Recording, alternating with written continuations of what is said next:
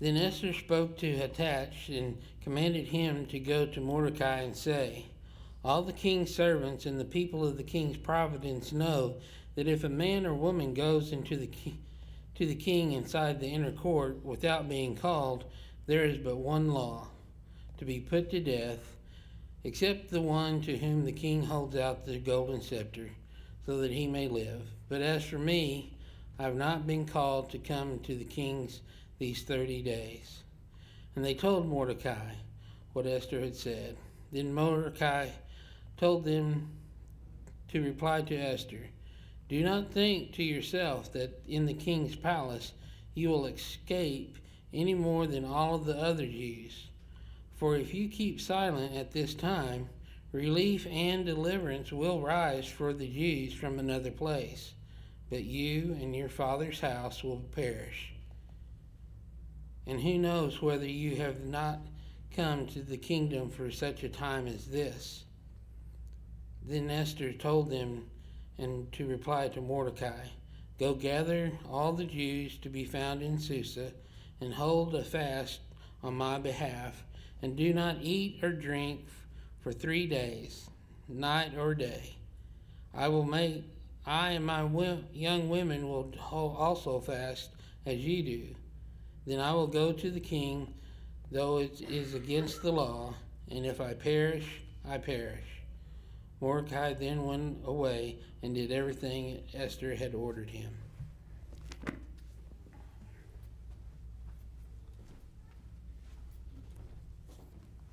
Weren't y'all glad to be here Wednesday night and hear Cody's lesson? I thought it was absolutely outstanding to be reminded that what we do is important, but who we worship is much more important than what we do. And we must never forget that the reason we gather together on the first day of the week is because our God loved us enough to send his son to die for our sins so that we could have the hope of eternal life with him. And I'm so thankful for that. And I'm glad to be here this morning. I hope you are as well. And as we study Esther today, I hope that we bring glory and honor to God as we do so. And I sound like I'm bouncing off the walls to me. Am I not? Am I okay? Okay. That's just me. Anyhow, having said that, on the way in this morning, one of our young ladies, one of our young moms said to me, I've been looking forward to this study of Esther ever since I started reading that little book on meeting God's people, and I saw Esther there, and I've been waiting this whole time. And I told her, I said, that's okay, we're not going to talk about Esther today. Which is not exactly true. I was just teasing her a little bit too. The story of Esther, I think it's one of the better known stories. Of all the stories of ladies in the Bible, it may be the most well-known story, maybe because there are several chapters devoted to it, maybe because she's such a godly woman in so many ways that we see her life and women want to follow that. In my wife's family, on her grandmother's side, you got Hester and Vester and Esther. And if I remember right, Hester was married to Vester, right? And then Esther was the sister of Hester. Whew, boy, I got that right. That's on her grandmother's side. The name itself has carried down through the ages, and many people have carried that name proudly because of this lady of the Bible as we read about her. And the story of Esther goes something like this as we begin.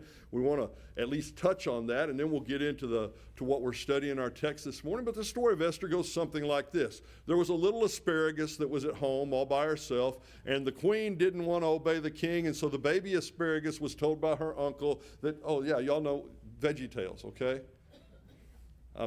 Let's get away from VeggieTales. Let's go back. But that's a pretty good story in VeggieTales. I like the way they tell it. But anyhow, there's this young Jewish girl.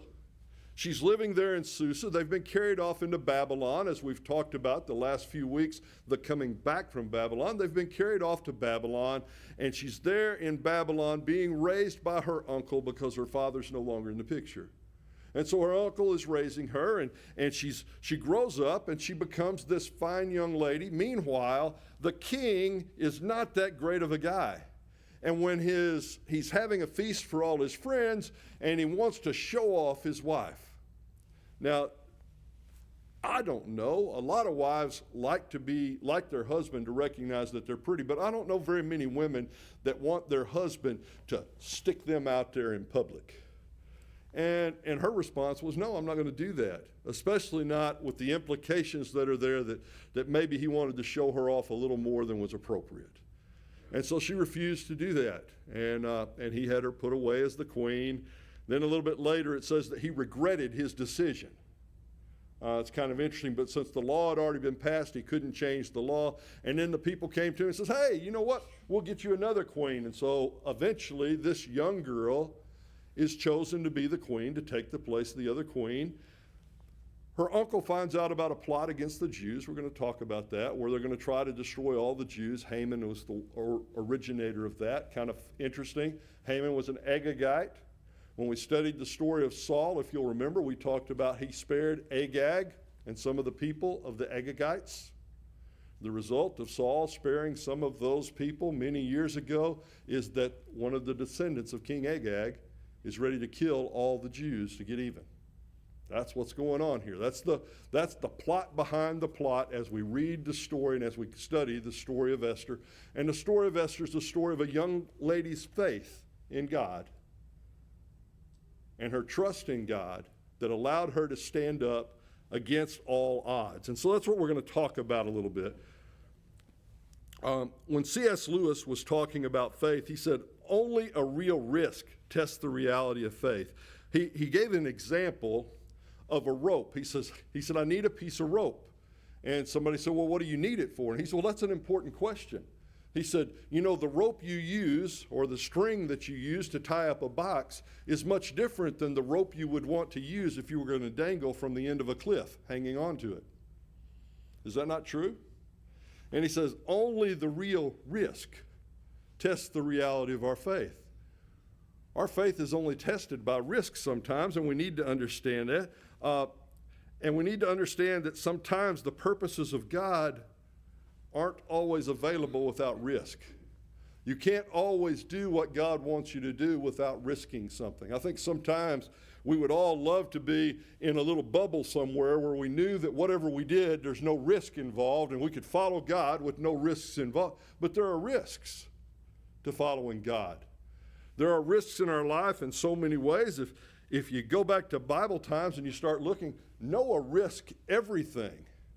He probably risked his entire fortune. It doesn't say he spent the money for the materials, but it came from somewhere.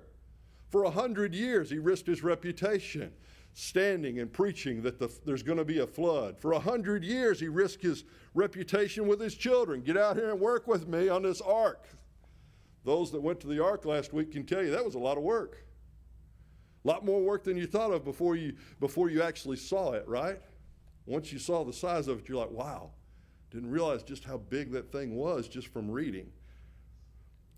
Abraham risked everything when he left his family and his homeland to go to a land that he didn't even know where he was going. God said, when you get there, I'll tell you you're there. You know, it's difficult for us to leave when we moved from Rolla, Missouri to Morrilton, Arkansas. At least we knew where we were moving. We didn't know where we were going to live for a long time. Thank you, Donna Kay. She helped us find a place to live. But, I mean, seriously, at least we knew where we were going and what we were going to be doing. Abraham knew none of those things. He didn't know anything when he carried Isaac or took Isaac up on that mountain, on Mount Moriah. Had no idea what was going on up there. Joseph, oh man, this spoiled little rich kid, which is kind of what he was, didn't have any idea what he was about to go through when he went out to get a report about what his brothers were doing. Didn't have any idea what he was risking when he did that. Moses, boy, he knew what he was risking. At any minute, he could have been arrested for murder when he got back to Egypt. He'd been wanted for 40 years. His picture was on every post office wall in the country. You know, they were looking for him. But he went back anyway. He risked that. Gideon risked defeat in a big way. Can you imagine? You're going against an army. You've got several men that show up, And they're ready to go to battle with you, and you think, okay, I'm still outnumbered, but at least I've got a lot of men, and God's on our side. We can fight this battle. God said, oh, no, thin them down. Let everybody go home that's scared. And then he says, okay. He said, well, I've still got a lot of men, and at least they're brave, but not near enough for the battle. And God said, oh, no, you still got too many. Let's narrow it down that many more. And then he's sitting there with just a tiny army. Can you imagine the risk involved in that? Can you imagine the risk involved in that? He probably had nearly that many of his own people because of the nature of the man that he was beforehand, before he was called to do this. Look at the risk of that. And David. Wow. Bless his heart.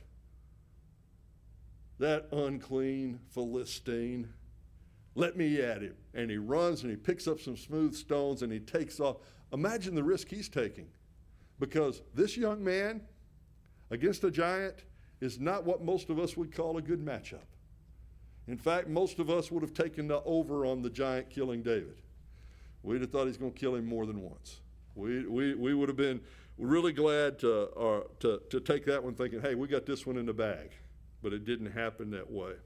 You see, all of the others that we've looked at, as we looked at all of the people of God, and we've met all these people of God through this year so far, all of them faced risk. But they all endured the risk for the rewards that were waiting for them.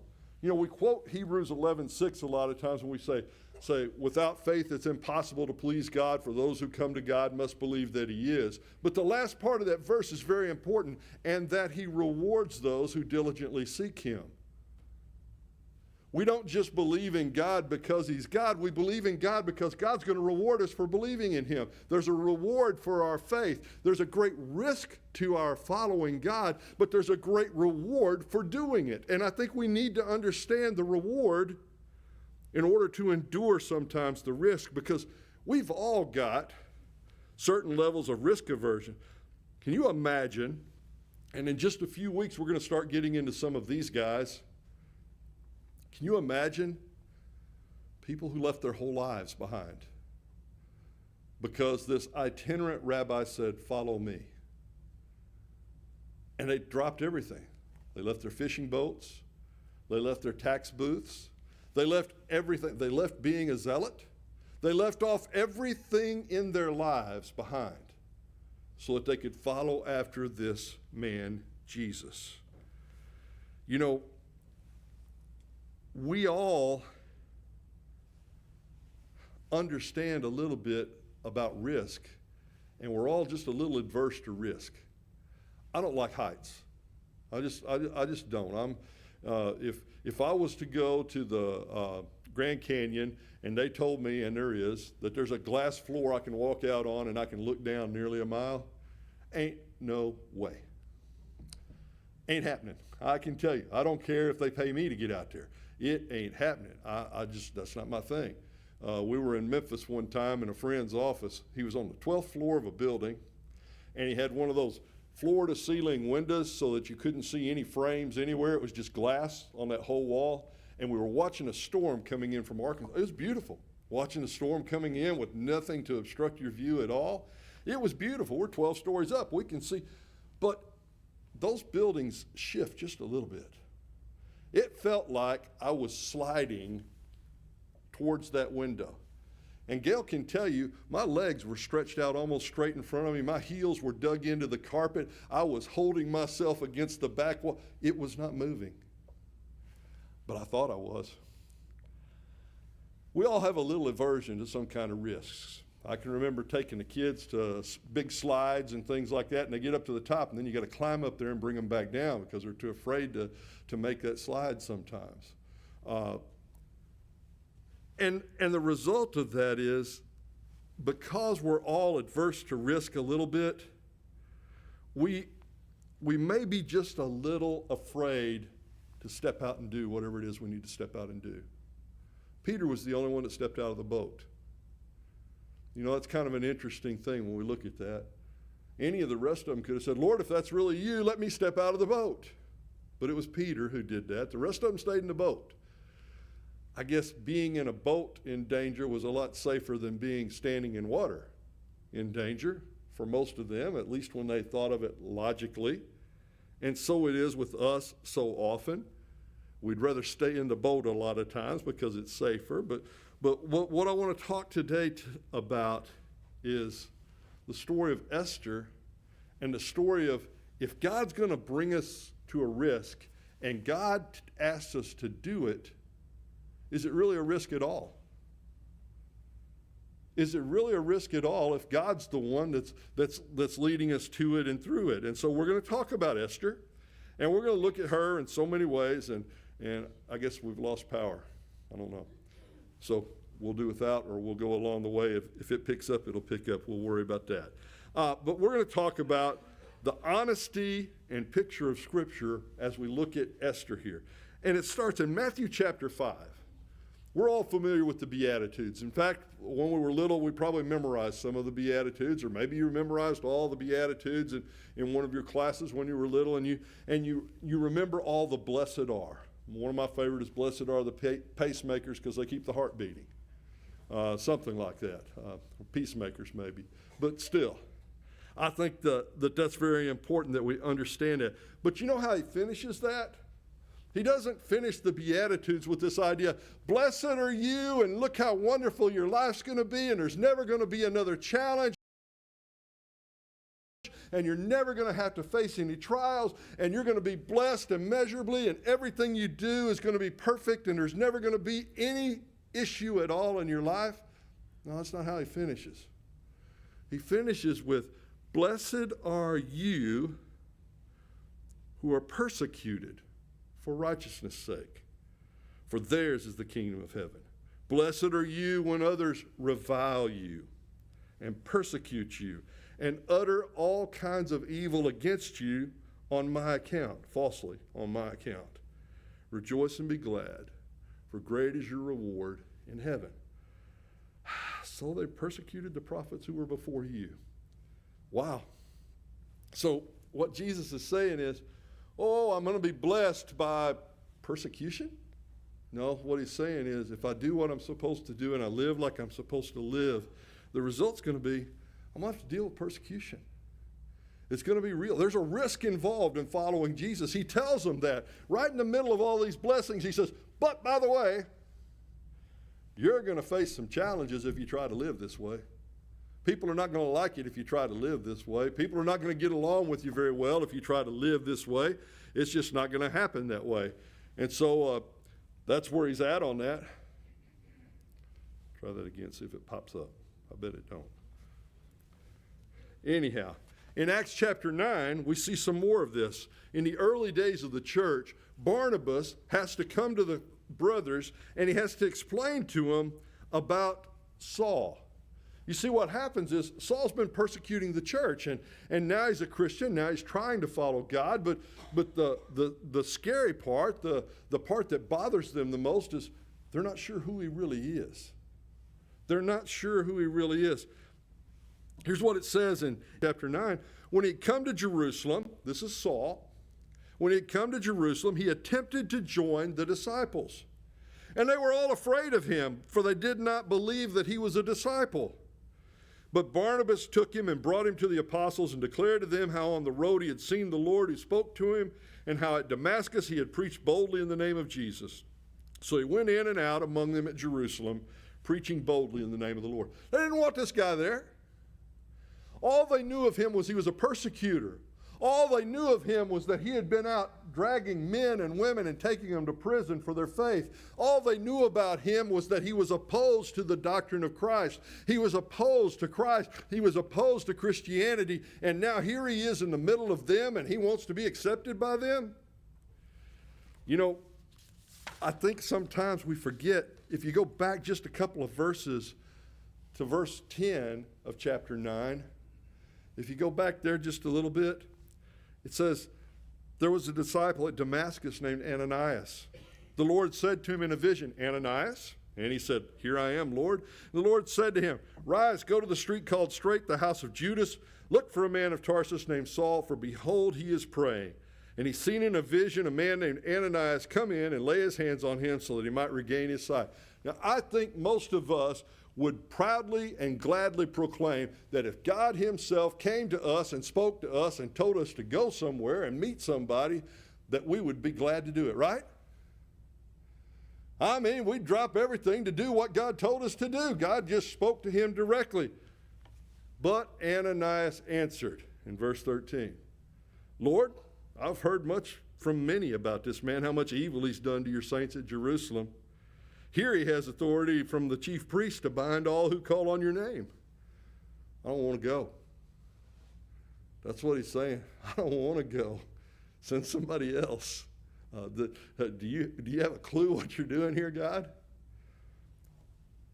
Verse 15, but the Lord said to him, go, for he's a chosen instrument of mine to carry my name before the Gentiles and kings to the children of Israel. Wow. Barnabas came in and told him, hey, look, this guy's not who you think he is. He's not who you thought he was. He's somebody else. Barnabas risked everything. He risked his reputation. What if it was a trick? What if Paul really wasn't converted? What if Paul was really trying to insinuate himself among the Christians so that he could persecute as many as possible and get the names of those who were the saints at Jerusalem? Because many of these have gone underground. They're hiding now because they're being persecuted publicly all over the place. What if Paul is that bad guy? And Barnabas puts his arm around him and says, nope, he's one of us. I'll stake my reputation on it. I'll stake my very life on it. I don't know if we understand that until we read the whole context of what's going on. Early Christians didn't trust this guy and they didn't want him around, but Barnabas stood up. In John's final recorded conversation with Peter, between Peter and Jesus, Jesus even signifies how Peter's going to die. He says to him in John 21, 18 and 19, truly, truly, I say to you that when you were young, you used to dress yourself, walk wherever you wanted. But when you're old, you'll stretch out your hands, another will dress you and carry you where you do not want to go. This he said to show by what kind of death he was to glorify God. After saying this, he said to him, follow me. Wow. Okay. Do you love me? Yes. Feed my sheep. Do you love me? Yes. Feed my sheep. Do you love me? Lord, you know all things. You know how much I love you. Feed my sheep. You know, when you're old, you're going to be crucified just like me. That's what's going to happen to you. Follow me. Wow. What a cost. What a risk. It'd been so much easier to say, well, Lord, I love you, but this is a little beyond what I want. This is beyond the pale a little bit. But no, he went on all the way to being crucified himself because there's a cost to following Jesus. As the Christians were dispersed throughout the world, they have to understand a little bit about some of the teachings of Jesus that maybe they didn't understand as well before. In Luke 14:28, Jesus tells, which of you desiring to build a tower will not first sit down and count the cost, whether he has enough to construct it? You know, he said that. His followers that were there probably didn't really understand what he meant. But by the time they're being persecuted, they had a pretty good idea what he meant. You know, we live in a world today where some of our Christian values are under assault by the world around us all the time. And people think we're funny, or they make fun of us, or they think we're hateful because we have viewpoints where we believe that certain things are sinful. They're not just wrong, it's a sin. It's a sin against God. And we stand up against some things that we absolutely believe are sin, and we speak up against those things, and they think, well, you're hateful because you do that. Or they think you're stupid because you still believe in some old-fashioned God. Or they think that I can't believe that you would rather be in an auditorium on Sunday morning with a bunch of other people singing and praying and things like that when you could be at the lake. I mean, come on, how dumb are you? do we count the cost? Because there's a cost to our faith. Even today, even in the freest country of the world, in the history of the world, there's a cost to our faith, and we must understand as we look at that, we must understand that completely. You know, Peter understood it so well that when he started writing his letters, the very first verse that Peter writes in 1 Peter 1 and verse 1, Peter, an apostle of Jesus Christ, here's who I am, now here's who you are. To those who are elect exiles of the dispersion in Pontus, Galatia, Cappadocia, Asia, and Bithynia. You've been dispersed. You've been exiled. You've been thrown out. You've been kicked out. You've lost your homes. You've lost your jobs. You've lost everything for the sake of Christ. I'm writing you a letter to give you hope. I'm writing you a letter to give you hope. Peter knew. They understood more than we do what the cost is and what the risk is of standing up for God. You say, what has that got to do with Esther? We'll get there. We'll get there. I promise we will. Because what they did, in spite of all that, was they followed God and they trusted his providence. You know, God takes care of his people. They knew something that maybe we've forgotten. Maybe they had forgotten, except for they were reminded all the time. Deuteronomy 29, when Moses is about ready to leave the people, when Moses is about ready to be separated, and God's going to kill Moses, and he's going to bury him, and we're not going to know where his body is. And so anybody tells you they know where it is, they know more than we do, because God buried Moses, and he didn't tell us where. But as he's getting ready to leave, in Deuteronomy 29, starting in verse 2, Moses summoned all Israel and said to them, you've seen all that the Lord did before your eyes in the land of Egypt, to Pharaoh and to all his servants and to the land. The great trials your eyes saw, the signs and those great wonders. But up to this day, the Lord has not given you a heart to understand, or eyes to see, or ears to hear. I've led you 40 years in the wilderness. Your clothes have not worn out on you, and your sandals have not worn off your feet. Now, me personally, I think that's why when you read the book of Numbers, it says how many men there were in the group, and it doesn't say how many women and children, because ain't no woman wanted to be counted among the group that wore the same dress every day for 40 years, let alone the same shoes.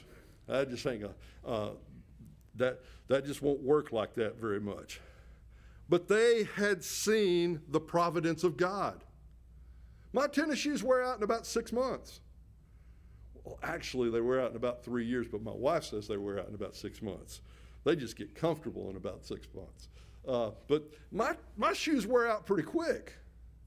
They're wandering around in the wilderness, and their shoes didn't wear out. Their sandals didn't wear out. How amazing is that?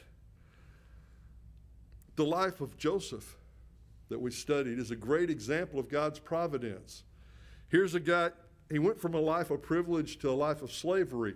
Even in the midst of slavery, God continued to providentially provide for him and to lead him. And he raised up from a life of slavery to being the head of a household, or at least number 2 behind the house owner. He rose up to a position of authority there. And then again, he's falsely accused, he's falsely imprisoned, he's thrown into prison, and God continues to bless him till he's running the prison. And then eventually he's running the country. I'm pretty sure along the way, there were many times when Joseph was discouraged. I'm pretty sure along the way, there were many times when he must have asked himself, surely it's not part of God's plan for me to be in prison.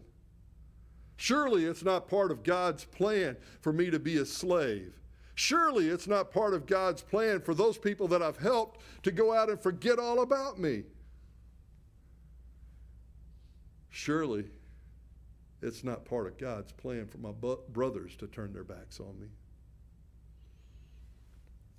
I'm pretty sure he didn't understand most of what happened to him. Yet in Genesis chapter 50, as he speaks to his brothers, he says, as for you, you meant it for evil against me, but God intended it for good to save his people. I'm pretty sure that wasn't his attitude the whole time. I'm pretty sure it wasn't. Because he didn't know he was going to be the object to save God's people. All he knew was he continued to follow God. And God brought him on this journey to where he came full circle back around to the position where he was able to do that. The biblical account of Esther is a similar tale of trusting God in the midst of all the trials and the midst of all the risk of following God in the world. Chapter 1 opens with the events of King Ahasuerus, and he's having this feast, and he's got all the people in from all the different lands around. He's a powerful king. Everybody wants to come and hobnob with the king. Everybody wants to be there. He's showing his power. He's showing his riches. He's showing everything, and he wants to show off his wife. And he wants everybody to see how beautiful she is and how wonderful she is. And she just doesn't want to be an object of display. She has more dignity than that. And so she doesn't want to do that, and she doesn't come. And boy, they get all over the king about that. All the women are going to do that now. You know, you let one woman get away with that, all the women are going to do that. You need to get rid of her. Then all the other women will fear their own husbands, and they'll do what their husbands tell them to do. You need to nip this, nip it in the bud. And so he does, listens to the men, and he sends her away, and he accepted their recommendation that he needed a new king or a new queen after that. They realized he was sad. They were afraid he was going to bring Vashti back. If he brought Vashti back, then all the people would lose out because, wait a minute, now all our wives are going to think that they can come back too. They're going to disobey us too. Can't have that. Oh, the law is written. You can't bring her back ever again as your queen. Let's find you a new queen. That's what we'll do. We'll find you a new queen. That way you'll be happy, and we'll be happy. And so that's kind of what they convinced him to do. They do the search. They find this young girl, and she pleases him. It's kind of interesting. When she first got there, the chief of the eunuchs was pleased by her, and maybe she was nice and polite where some of the other girls weren't. We don't know exactly why. Depending on what version of the story of Esther you watch, you see different ways that she was just a nice girl. Just a sweet girl, and the guy chose to honor her a little bit. Next thing you know, she's brought before the king, and she pleases the king, and he makes her his queen. And so you think, well, wow, there's the great story. Every little girl in the history that's heard that story has thought, wow, I'd like to grow up and be the queen. I'd like to be the one that he chose when the time came. And every little girl that's read that story when they were little thought, boy, that would be so great. There may be exceptions to that, but I think most girls who have read it, that's what they think. But then something weird starts happening. Mordecai hears of this plot by Haman to destroy all the Jews. That happens in the very first part of chapter 4 of Esther. And he says, when he found out about it, he tore his clothes and he put on sackcloth and he went and he sat at the gate. And the reason he sat at the gate is because he couldn't go in the gate as long as he's wearing sackcloth. That was one of the laws that they had. If you're in mourning, you could not come into the city itself, but you could sit outside. And so that's what he did. He sat outside in sackcloth. He sat outside in mourning as he's doing that. And then we have where we got to in our scripture reading. And I want to read some of this as we go through this. Esther knew the risk. That's the first thing. All the king's servants came together, and she told Mordecai, God or the king has said, unless he raises the scepter to you and you come in and interrupt him, you're to be put to death. She knew the risk. Mordecai knew the risk too. Mordecai says, well, you know what? You don't have to do this, but if you don't do this, don't think that you're going to escape the king's wrath because you're a Jew too. And when all the Jews get killed, you're a Jew too. You need to understand that. And then he says, and if you keep silent, God will send a deliverer from somewhere else. But who knows but that you were raised to this point for this purpose. And I believe all of our ladies know that verse very, very well. It's one of the favorites in there as we read through these things. You know, there's always been challenges to God's plans. Isaiah 14 speaks of Satan turning against God and wanting to be raised up to a level, and he refers to him as the star of dawn there, and he's always wanted to take the place of God. In Exodus 7 through 11, we have the plagues there. No less than 11 times in those 4 chapters, it says either Pharaoh hardened his heart or God hardened the heart of Pharaoh. Again and again and again, people have turned against God and tried to destroy God and his people. Haman's plot was a jealous fit of pride. And the result of it was he wanted to destroy everybody.